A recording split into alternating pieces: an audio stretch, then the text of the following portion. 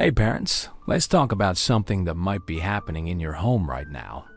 Your sweet little angel suddenly turns into what feels like a tiny tornado, hitting, kicking, or screaming at you. And here's the thing that might surprise you. According to Donald Winnicott, this isn't bad behavior. In fact, it's actually a sign that your child trusts you completely. I know that sounds crazy when you're dealing with a 3-year-old who just threw their toy at your head. But stick with me here. Winnicott spent decades studying children and families, and what he discovered about aggression will completely change how you see these difficult moments. First, let's understand what Winnicott meant when he talked about aggression in children. He didn't see it as something evil or wrong that needed to be stamped out. Instead, he saw aggression as a vital life force, the same energy that helps a baby push through the birth canal, that drives a toddler to explore the world, that gives a child the courage to separate from their parents and become their own person. Think about it this way. That same force that makes your child determined to climb the highest playground equipment, to keep trying to tie their shoes even when it's frustrating, to stand up for themselves when someone takes their toy. That's the same energy that sometimes gets expressed as hitting or kicking when they're overwhelmed. Winnicott called this the aggressive component of love. He believed that a child's ability to express aggression, especially toward their primary caregiver, was actually a sign of healthy development. It shows that your child feels safe enough with you to express their most difficult emotions. Here's where it gets really interesting. Winnicott noticed that children often become most aggressive with the people they love most. Your child might be an absolute angel at daycare, polite with grandparents, cooperative with teachers, but then come home and completely lose it with you. This isn't because you're doing something wrong. It's because you're doing something incredibly right. You've created what Winnicott called a holding environment, a space where your child feels so secure and loved that they can let their guard down completely. They know that no matter how big their feelings get, no matter how scary their emotions feel, you're going to stay right there with them. You're not going anywhere. Think of it like this. When you've had a really tough day at work, who do you complain to? Probably not your boss or your coworkers. You save your biggest frustrations for the people who love you unconditionally. Your partner, your best friend, your family. Children do the same thing, except they don't have the words to say, I had a really hard day and I need to vent. Instead, they show you through their behavior. Winnicott also talked about something he called the use of an object. This sounds technical, but it's actually a beautiful concept. When your child hits you or has a meltdown directed at you, they're unconsciously testing something crucial. Will you survive their big emotions? Will you still love them even when they're at their worst?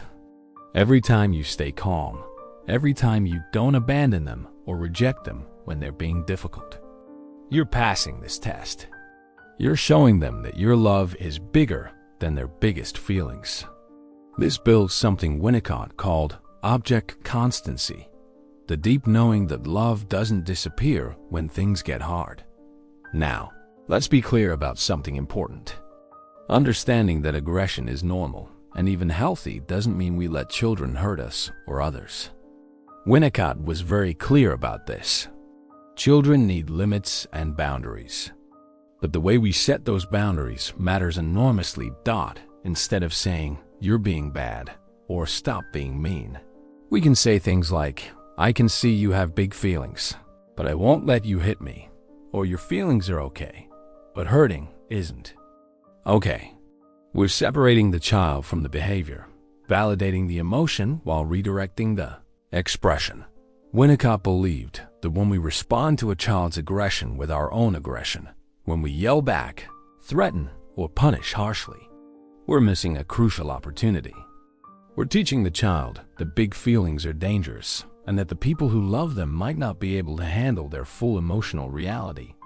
But when we stay grounded and calm, when we hold space for their storm while keeping everyone safe. We're teaching them something profound about relationships. We're showing them that love can coexist with difficult emotions, that they don't have to be perfect to be worthy of love. Here's another key insight from Winnicott. Children often become more aggressive right before a developmental leap. Think about it. Learning to walk means leaving the safety of crawling. Starting school means separating from home. Each growth step requires a kind of destruction of the old way of being. This process can feel scary and overwhelming for a child, and that anxiety often comes out as aggression.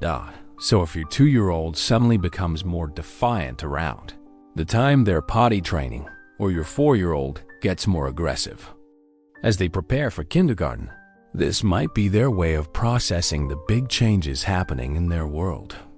Winnicott also noticed that children who never express any aggression can actually be more concerning than children who do. A child who's always compliant, who never pushes boundaries, who seems to have no aggressive impulses at all, might be suppressing a vital part of themselves. They might not feel safe enough to show their full range of emotions. This doesn't mean we want our children to be aggressive all the time, but it does mean that some pushing against limits, some testing of boundaries, some expression of frustration and anger is actually a sign of healthy development. So what does this look like in practice? When your child is having an aggressive moment, try to remember that this is their way of communicating something important to you. Maybe they're overwhelmed, maybe they're tired, maybe they're processing something difficult, or maybe they're just being a normal child with big emotions in a small body. Your job isn't to make the aggression disappear.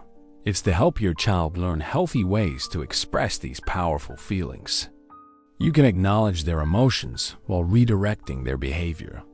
You can stay calm and present while keeping everyone safe. You can show them through your response that all of their feelings are acceptable, even if all behaviors aren't.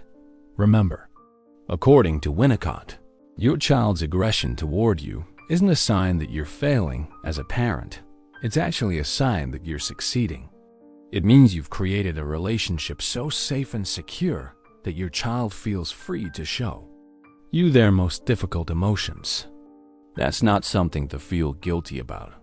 That's something to feel proud of. The next time your child has an aggressive moment with you, take a deep breath and remember, this isn't bad behavior. It's communication. This isn't rejection. It's trust.